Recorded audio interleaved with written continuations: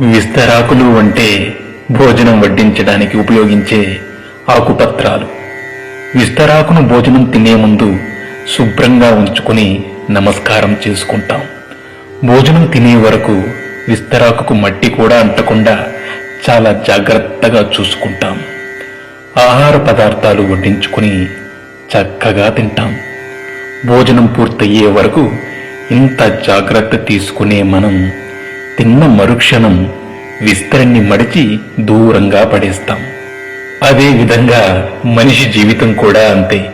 బ్రతికి ఉన్నప్పుడు మనిషి ఎంత గొప్పవాడైనా, ఎంత గొప్పగా బ్రతికినా ఊపిరిపోగానే ఊరి బయట పారేసి వస్తాం. విస్తరాకు భోజనం తరువాత దానిని పారేసినప్పుడు కూడా సంతోషపడుతుంది. ఎందుకంటే పోయే ముందు ఒకరి ఆకలి తీర్చినందుకు సంతృప్తి పడుతుందట. విస్తరాకుకు ఉన్న ఈ మంచి గుణం మనుషులకు కూడా ఉండాలి. సేవ చేసే అవకాశం వచ్చినప్పుడు మనమంతా సేవ చెయ్యాలి. మళ్ళీ ఎప్పుడైనా సేవ చేయొచ్చులే అని వాయిదా వేయకూడదు.